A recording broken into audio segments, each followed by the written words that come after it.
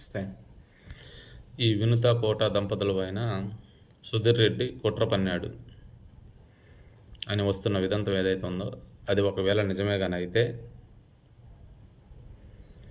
వినుత కోట దంపతులు వాళ్ళు ఏదైనా ఎమ్మెల్యే సీటు వచ్చి వాళ్ళు ఎమ్మెల్యేస్ అయితే సుధీర్ రెడ్డి గారికి రాజకీయ జీవితం ఉండదు.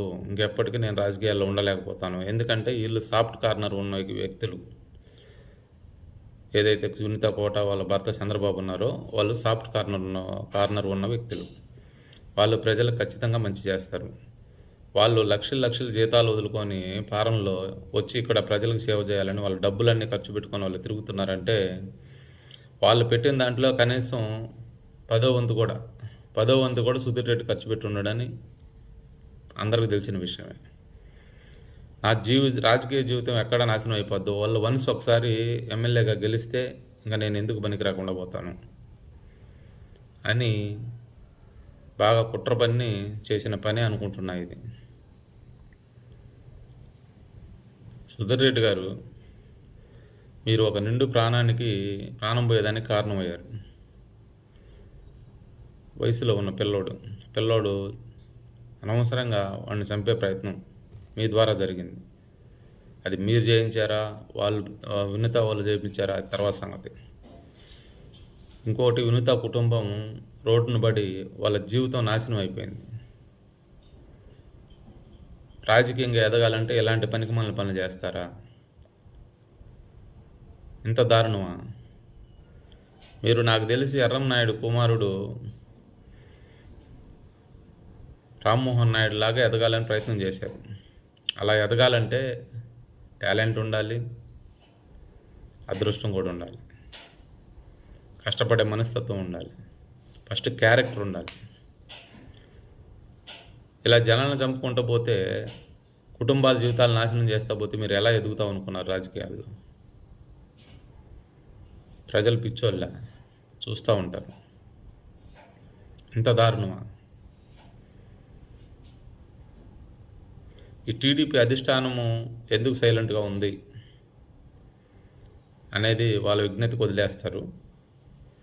సో పవన్ కళ్యాణ్ గారు మాత్రం మాట్లాడలేదని అందరూ అంటున్నారు కాబట్టి పవన్ కళ్యాణ్ గారు ఇప్పుడే మాట్లాడకూడదని నా ఒపీనియన్.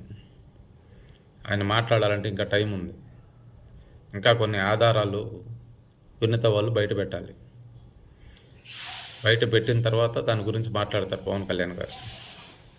ఎందుకంటే వాళ్ళని ఎలాగో పార్టీ నుంచి బహిష్కరించున్నాడు కాబట్టి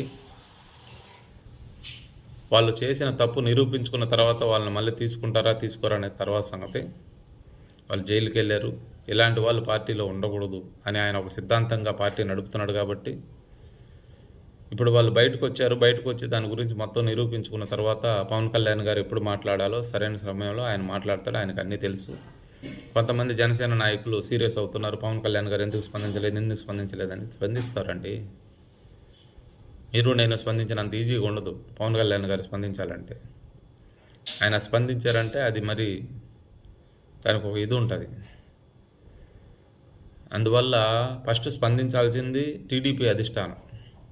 లోకేష్ గారు కానీ చంద్రబాబు నాయుడు గారు కానీ వాళ్ళు మాట్లాడాలి ఫస్ట్ దీని గురించి. సుధీర్ రెడ్డిని పిలిపించి ఏంది అసలు విషయం, ఇలా ఎందుకు చేసావని అడగాలి. వాళ్ళు కూడా సరే ఆలోచిస్తాం ఇంకా ఏమవుతుందో చూద్దాం అనుకుంటే గవర్నమెంట్లో ఉన్నారు కాబట్టి ఒక కమిటీ వేయాలి. కమిటీ వేసి చూడాలి. లేదంటే ఒక ఆఫీసర్ని వేయాలి ఆ కేసు విషయంలో. ఆ చెన్నై కోర్టులో ఒక కేసు ఉంది కాబట్టి వాళ్ళని సంప్రదించి చేయొచ్చా లేదనేది ఒక వాళ్ళకి తెలిసి ఉంటుంది. సీఎం గారి రేంజ్లో వాళ్ళకి తెలుసు కదా ఏం చేయాలనేది. వాళ్ళు నిర్ణయించాలి. కానీ సుధీర్ రెడ్డి మాత్రం అనుకున్నంత నమ్మదగిన వాడు మాత్రం కాదు. ముఖ్యంగా జనసేన అధిష్టానానికి నా విన్నపం, ఆ కొట్టే సాయి అనే వ్యక్తి కూడా